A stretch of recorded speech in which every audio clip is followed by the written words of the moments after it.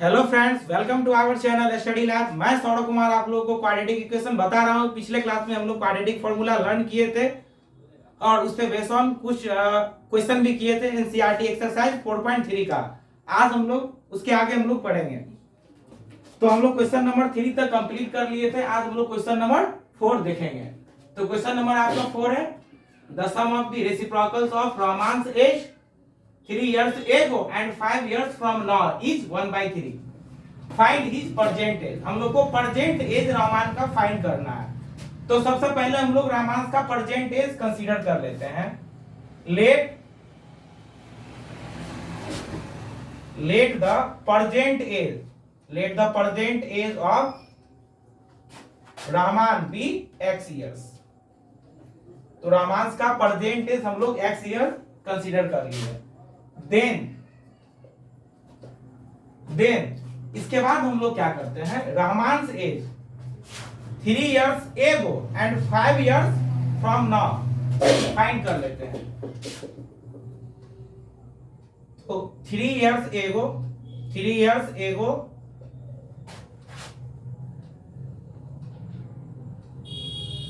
रामांस as equal to 3 साल पहले। रामान का प्रेजेंट एज क्या है, x है। तो 3 साल पहले क्या होगा, x minus 3 and 5 years from now. 5 years from now means हो गया आपका 5 साल बाद। 5 साल बाद रामांस का एज हो जाएगा आपका x प्लस 5 years। अब आ जाओ भाई अकॉर्डिंग टू क्वेश्चन। देखिए अब हम लोग को क्या लेना है, सम लेना है। किसका सम लेना है, रेसिप्रोकल ऑफ रामांस एज 3 years एगो। तो 3 years एगो रामांस का एज क्या है, x माइनस 3। इसका रेसिप्रोकल क्या होगा, 1/x minus 3 and 5 years from now Raman's age है आपका x प्लस 5 years। इसका रेसिप्रोकल क्या होगा, 1/x प्लस 5। दोनों का क्या लेना है, सम। दोनों का सम क्वेश्चन में दिया गया है, सम 1/3 दिया गया है। अब हम लोग का ये इक्वेशन तैयार हो गया। अब इस इक्वेशन को हम लोग सॉल्व करके सिंप्लीफाई करके स्टैंडर्ड फॉर्म में सबसे पहले ले आते हैं। तो चलिए, तो एलसीएम ले लीजिए। तो एलसीएम हो जाएगा x minus 3 multiply x plus 5। तो यहां पे आपका हो जाएगा x plus 5 plus x minus 3 equal to 1/3। तो x प्लस x बाबू क्या होगा, 2x प्लस 5 माइनस 3 आपका होगा plus 2। x multiply x square, x multiply 5x minus 3 multiply x minus 3x minus 3 multiply plus 5 तो माइनस 15 इक्वल टू 1/3। तो 2x plus 2 बट्टा, अब denominator में आपका लाइक टर्म को सॉल्व कर लीजिए, ऐड कर लीजिए। तो 5x माइनस 3x क्या होगा बाबू आपका, 2x माइनस 15। अब आप क्रॉस मल्टीप्लाई कर लो, x square plus 2x minus 15 equal to 3 से मल्टीप्लाई कर लीजिए, 3 2 जा 6x प्लस 3 2 जा 6। अब सारे टर्म्स को आप एक साइड कर लो।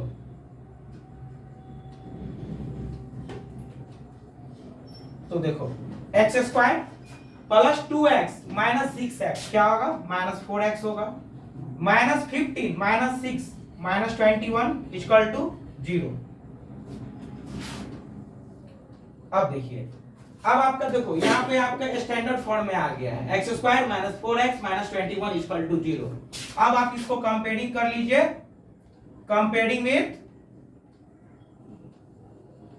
comparing with ax square plus bx plus c equal to 0 we get a equal to क्या होगा, a equal to होगा, a आपका क्या होता है, a equal coefficient of x square. तो कोफिशिएंट ऑफ x स्क्वायर है आपका 1। b क्या होता है बाबू, कोफिशिएंट ऑफ x, तो माइनस 4 हो गया। c4 कांस्टेंट टर्म आपका यहाँ पे क्या है, माइनस 21 है। तो सो d आप सबसे पहले फाइंड कर लीजिए, क्योंकि डी का value greater than equal to 0 होगा तभी आप इस क्वेश्चन को सॉल्व कर सकते हैं।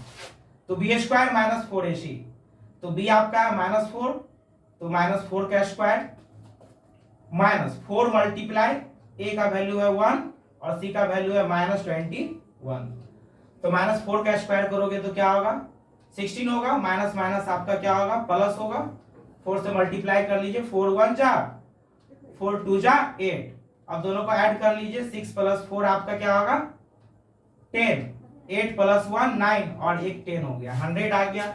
100 आपका क्या है भाई ग्रेटर देन 0 है। तो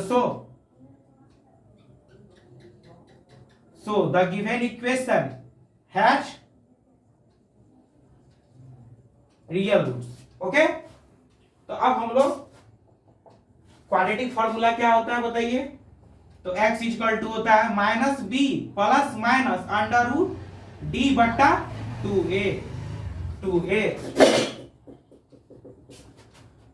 तो अब आप वैल्यू पुट कर दीजिए, हम लोग का b क्या है -4 है, तो plus minus √d, that means आपका हो जाएगा 100 बट्टा क्या हो जाएगा बाबू 2a, 2 मल्टीप्लाई क्या हो जाएगा a का वैल्यू है 1, तो आपका माइनस माइनस क्या हो जाएगा +4 प्लस माइनस √100 क्या होगा 100 आपका स्क्वायर नंबर है ना किसका, तो 10 का, तो आपका 10 हो जाएगा, तो 2। अब यहां से आप इस साइड लिखेगा ना, तो चलो यहाँ पे बाबू जगह नहीं है, मैं इस साइड में बनाने जा रहा हूं इस क्वेश्चन को। ओके, तो चलो हम लोग इस साइड कवर कर लेते हैं।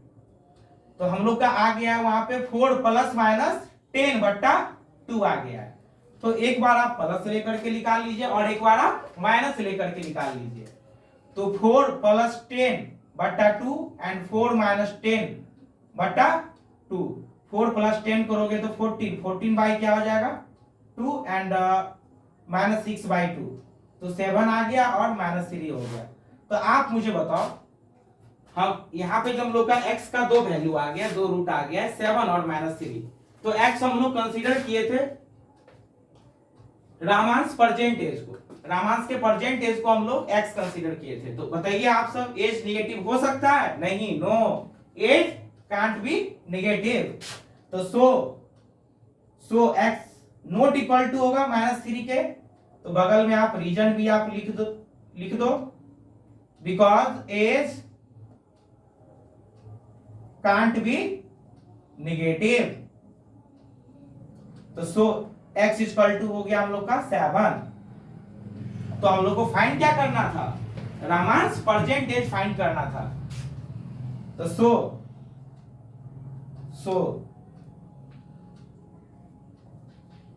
रामांस प्रेजेंट एज = आपका आ गया 7 ईयर्स। चलिए, ये क्वेश्चन थोड़ा लंबा था, चलो आई होप आप लोग ये क्वेश्चन समझ गए होंगे। हम लोग नेक्स्ट क्वेश्चन करते हैं। हम लोग का नेक्स्ट क्वेश्चन है क्वेश्चन नंबर 5। तो क्वेश्चन नंबर 5 में दिया गया in a class test the sum of Shefali's marks in mathematics and English is 30।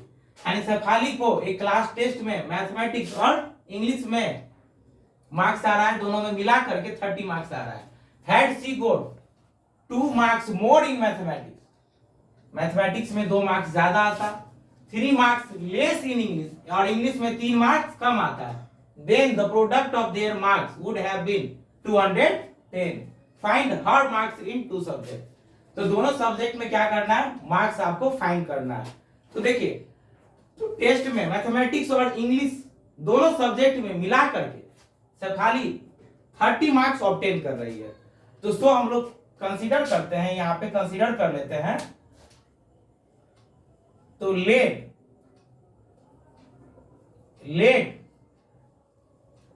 the marks in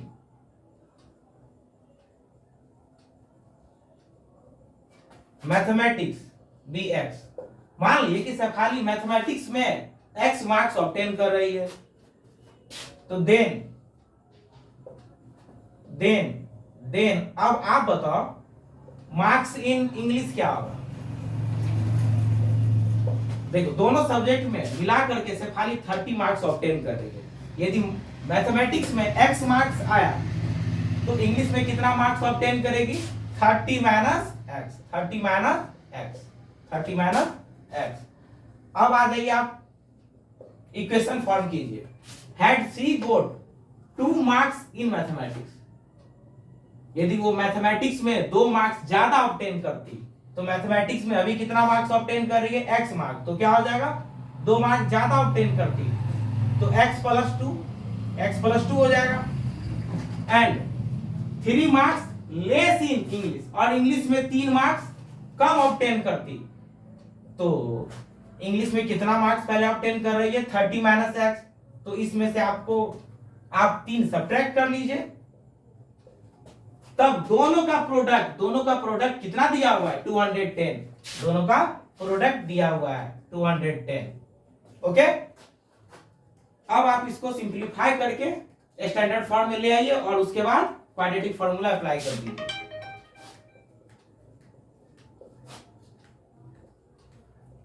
हाँ, तो 30 माइनस 3 क्या होगा बाबू बोलो 27 माइनस एक्स इक्वल टू 210। तो x मल्टीप्लाई 27 क्या होगा 27x होगा, x multiply minus x square होगा, ठीक है। 2 multiply 27 54, 2 multiply minus x minus 2x equal to 210। तो minus x square plus 27x minus 2x, तो प्लस 25x हो जाएगा प्लस 54 माइनस 210 इक्वल टू 0। तो minus x square plus 25x, अब यहां पे आप सब्ट्रैक्ट कर लो तो माइनस हो जाएगा,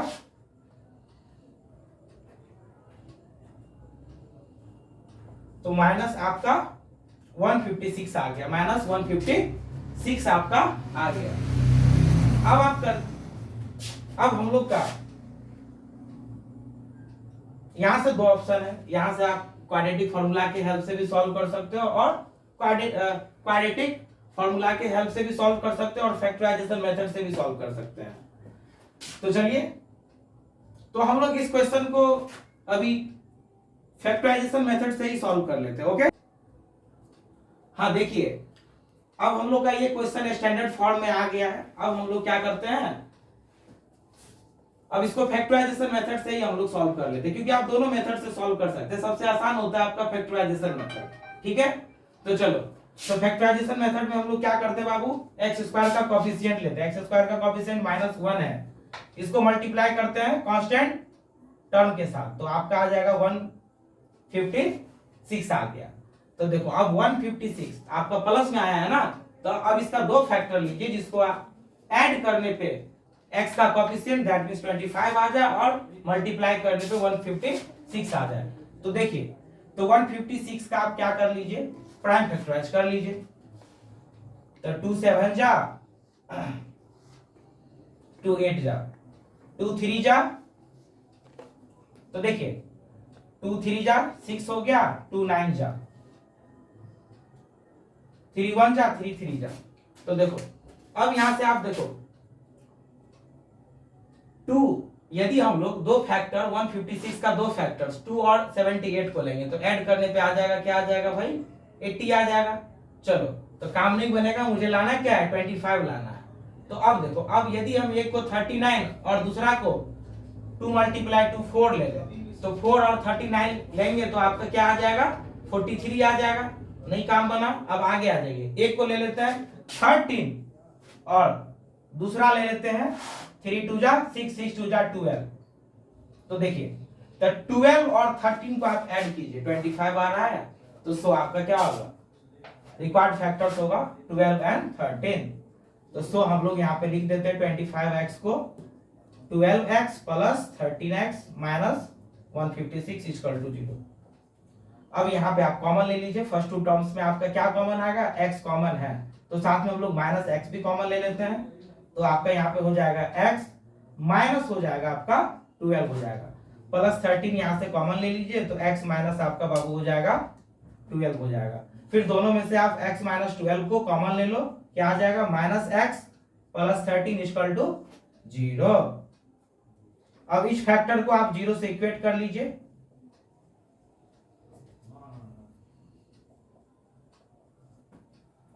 तो x इक्वल टू आपका 12 और minus x equal to minus 13, minus minus कर दीजिए कैंसिल। देखिए इस तरह से x का हम लोगों को दो वैल्यू मिल गया। तो देखिए दोनों वैल्यू तो आपका पॉजिटिव है, यदि नेगेटिव होता तो हम लोग एक को छोड़ देते, ठीक है। क्यों? क्योंकि आपका मार्क्स कभी भी यहाँ पे आपका नेगेटिव में नहीं होगा, ठीक है। तो चलो हम लोग यहाँ पे दोनों वैल्यू के लिए यहाँ पे निकाल लेते हैं। तो if marks in maths equal to हम लोग यदि 12 ले लेते हैं, तो then marks in English equal to क्या होगा 30 माइनस एक्स, 30 माइनस एक्स, तो 30 माइनस आपका क्या होगा x होगा, तो 30 माइनस आपका क्या होगा 12 इक्वल टू क्या होगा 18 आ जाएगा, ठीक है। 18 यहाँ पे 18 लिखा हुआ है। If marks in maths equal to हम लोग 13 ले लें, तो 13 ले लें, तो बोलो तो मार्क्स इन इंग्लिश क्या होगा,